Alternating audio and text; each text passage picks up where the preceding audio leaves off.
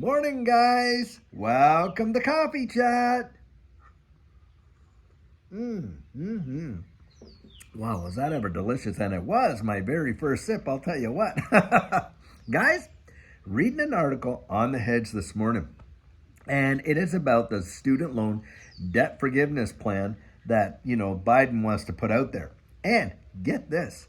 This plan is expected to cost 750 billion. Yep, you heard that right. 750 billion. Now, guys, it is not about the debt forgiveness. Now, that is exactly what, they're putting it out there that, hey, we want to help these folks out, to forgive their student loans and on and on. And oftentimes when I think about that, I think about all the decades of people that paid those loans back, and stuff like that. Should they now be able to apply and say, hey, retroactively, hey, how about you helping me out? Because it took me 15 years to, bury that debt and get it off my shoulders and stuff like that. Now, what it's really all about, guys, is printing money. You got it right there. This is all about turning on the press, creating as much debt as they possibly can. I'll tell you, that is the name of the game. Now, I know a lot of times people look at all these various market indicators and this and that. I'll tell you what, the only one that really counts is the debt market. That is a fact, Jack. Why? Because that's where it all begins, guys. That is the beginning and the ending of it all. And the thing is, they will find any excuse whatsoever to literally keep minting these amounts and inflating. Now, I think that the whole student loan system as it is totally obscene, and it's a form of enslaving people for decades, because there is no way that some of these degrees should cost what they cost. Now, I remember back in the day, we go out to university, and at the University of Alberta, my first wife, paid for her degree to go get an education degree.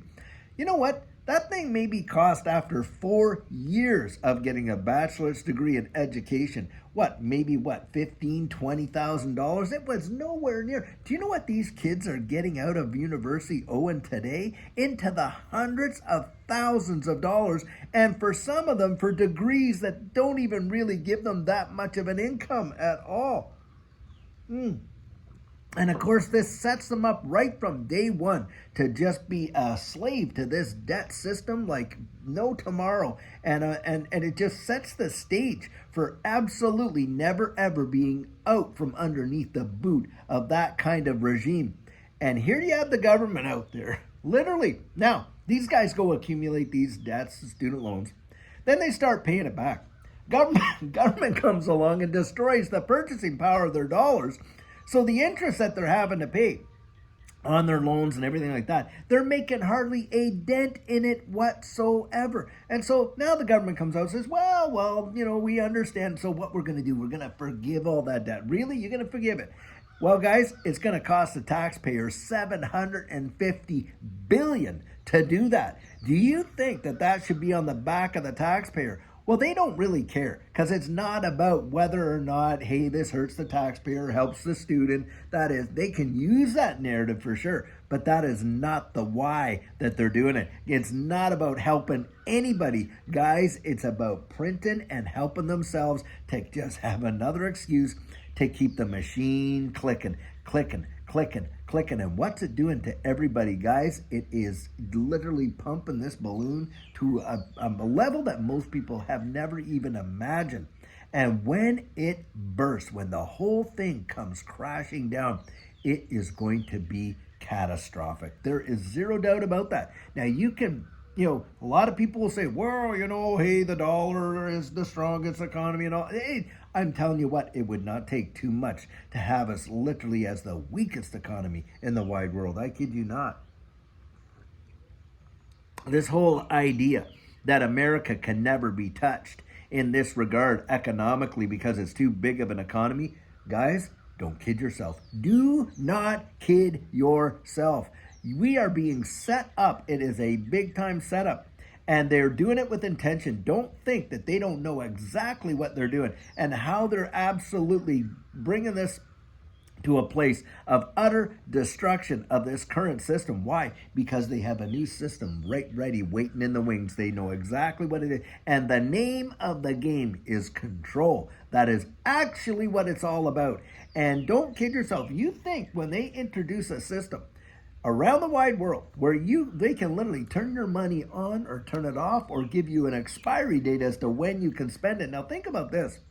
We've been able to go out there, most of us, put money aside for retirement and all this and that. And, set, savings and stuff like that. Well, under that new system like that, you're not going to be able to save. They're going to tell you when you can spend your money, how you can spend your money, what you can spend your money on and on and on. And then what they're going to come out with is this.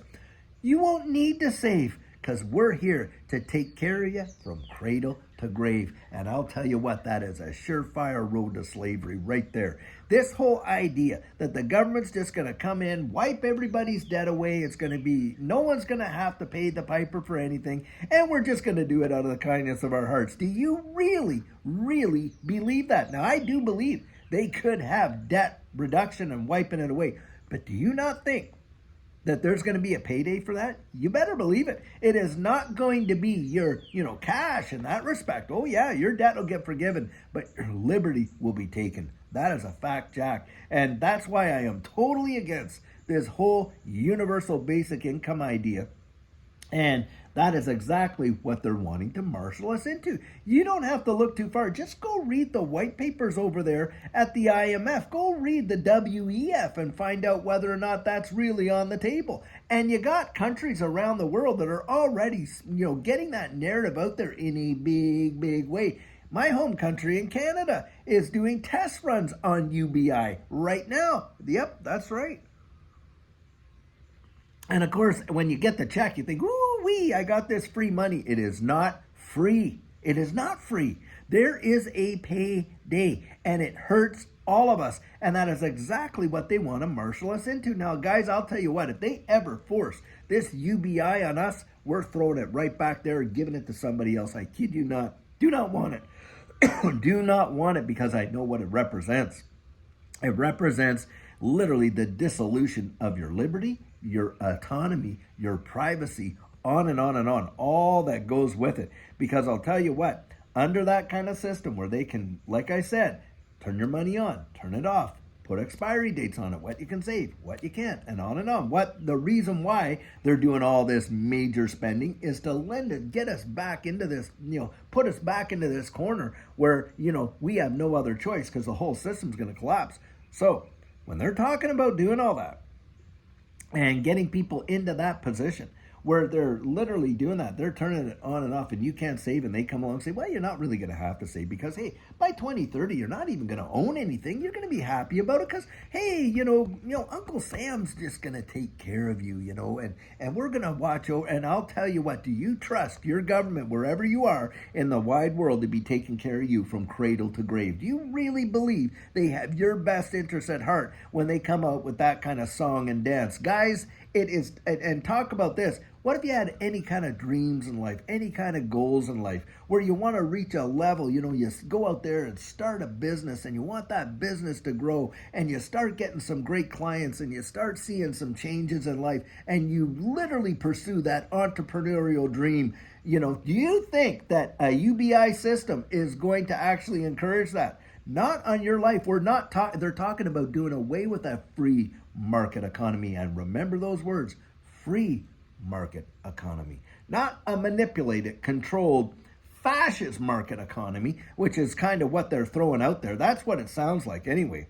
And this whole planned obsolescence, that in and of itself, guys, when they're talking about, hey, you owning nothing and be happy, is because you're going to be literally, it doesn't mean you're not going to have to pay for anything and be happy, some kind of a financial utopia. No, it just means that, hey, everything that you got is going to be based on subscription, base. And that's a planned obsolescence, came right out of the playbook of the 1930s when they were considering, instituting it back there. But guys, I'm telling you what they're building up with all of this money printing and this student loan debt forgiveness of $750 billion. It's not about helping the students, not a chance.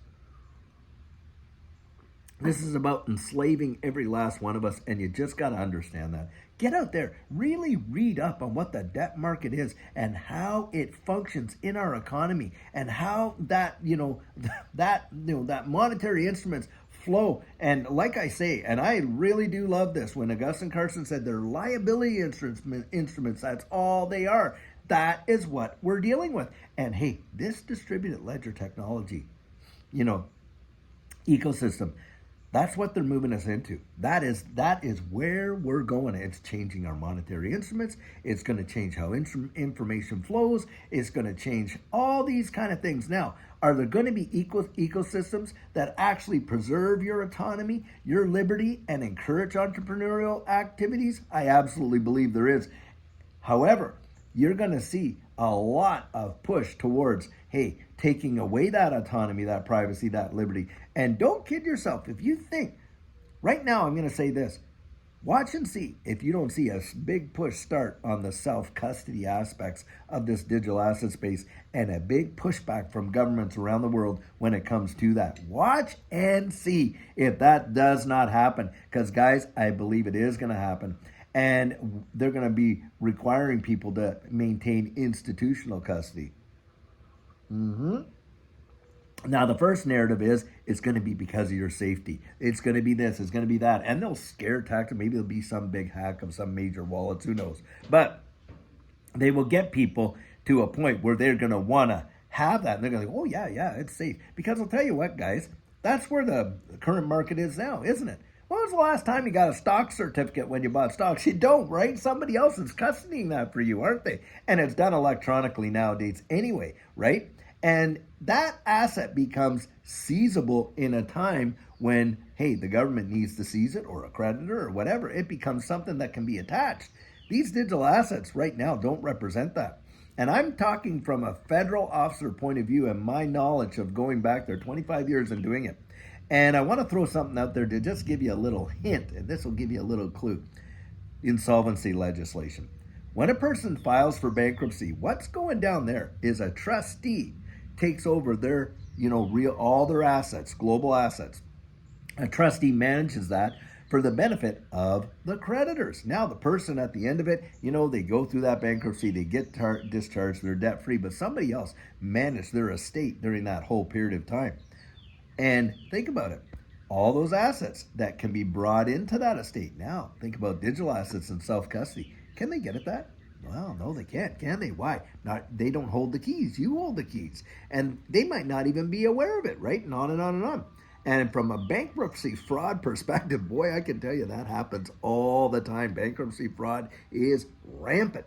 But you think these powers that be don't realize that that is an avenue for bankruptcy fraud and things like that? This is just one facet, guys. This is one facet of how they'll come against self-custody. Yep, so that it can be attached and seized in insolvency events. That's just one. There's lots of other reasons behind that. But don't kid yourself. All this money printing that's going on, and this article, this $750 billion that they plan on doling out to take care of the student loan debt forgiveness, guys, it is not about the student loan debt forgiveness. It's about just keeping the machine chumming and humming along. That is what it's all about. And that is where they're leading us into. So just keep your wits about you. Don't get dragged into the emotional debate about whether it's fair that these students get their debt resolved and those ones don't, and on and on and on. That is not what it's about. That's the distraction. That is not what it's about. What it's about is literally keeping the machine humming and chumming. That is what it's about, because they have an agenda, guys, and they're following it to the letter. I'll tell you what. Well, guys, I sure hope that you are really having an amazing, fantastic day. And until later on, when we have a fabulous video for you, have a great one and take care.